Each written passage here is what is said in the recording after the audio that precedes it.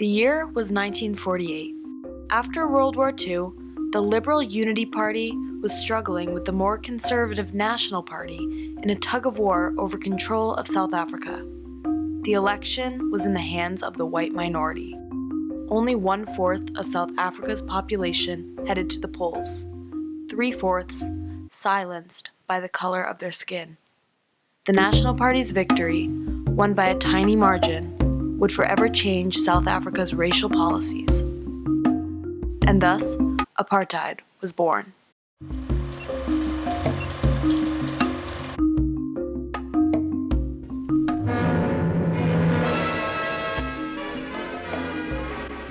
Apartheid literally means separateness in Afrikaans.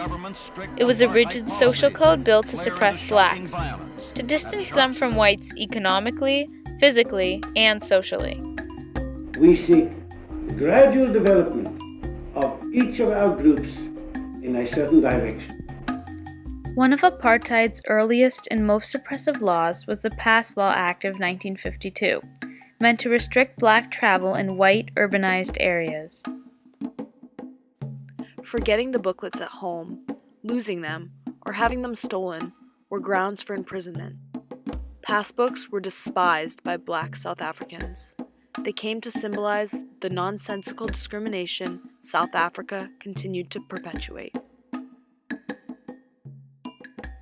On March 21, 1960, around 5,000 protesters assembled in the small township of Sharpeville to protest the passbook laws.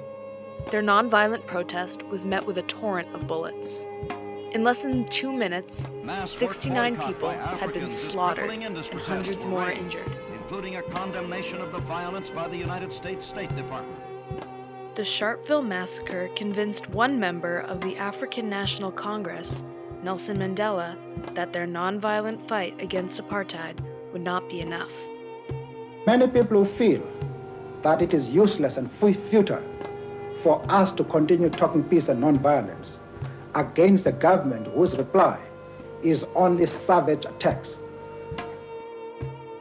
He organized large military groups made up of young guerrilla fighters to challenge the institution of apartheid with force.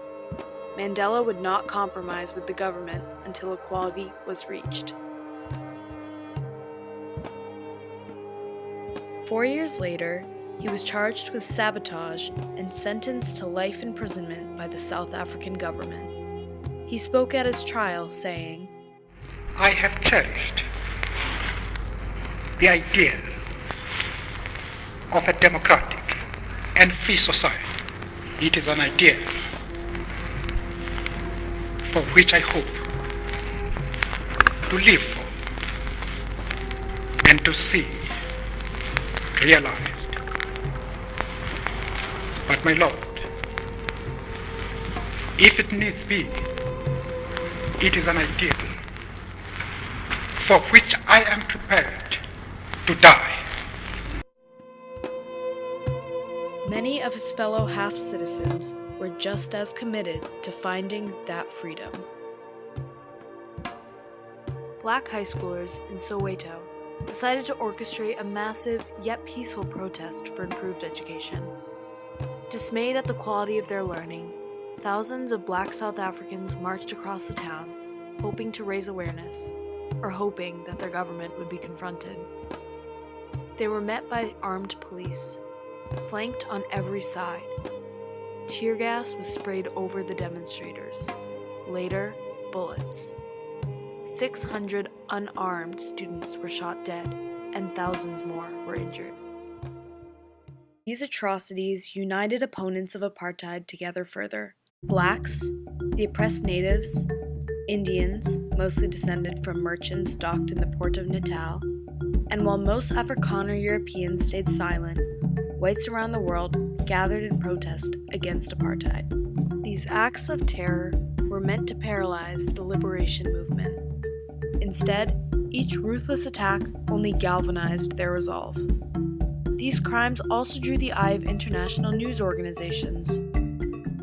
South Africa had already been banned from the Olympics in 1964 and booted from the United Nations in 1974.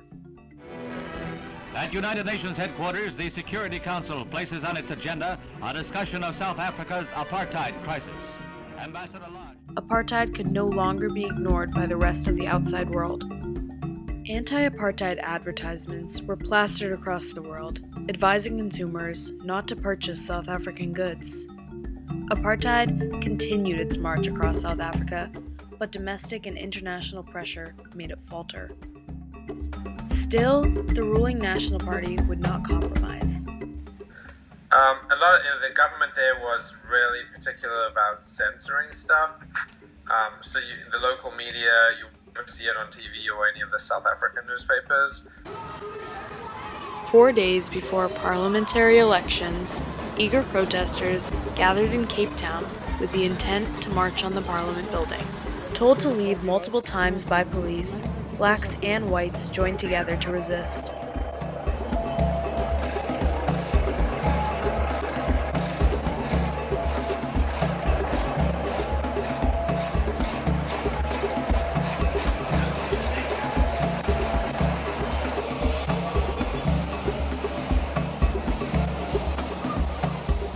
Police blasted the crowd with dyed water from their trucks.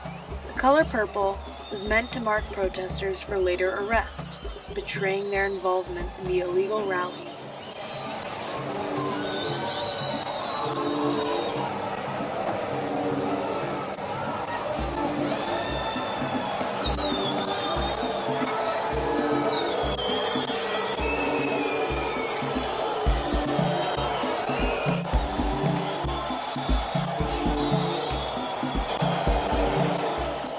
As bodies began to pour across the street in search of shelter, a brave man broke into the truck, coating everything and everyone in sight.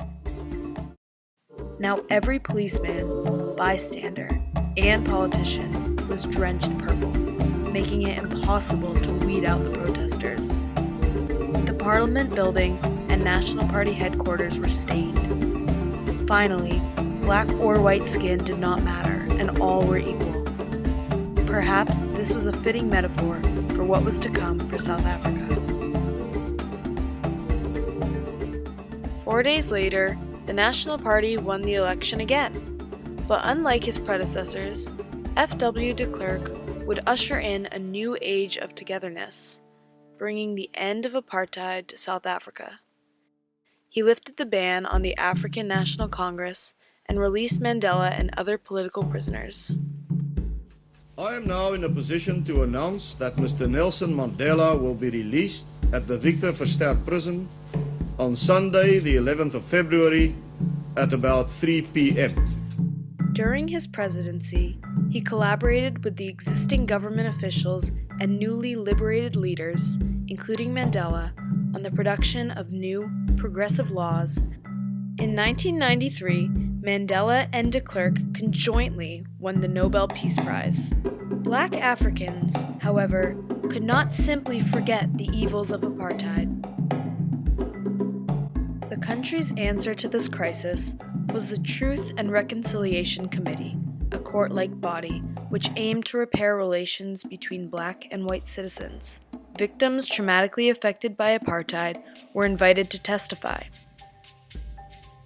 Those who felt that they had negatively contributed to the violence could also come forward requesting amnesty.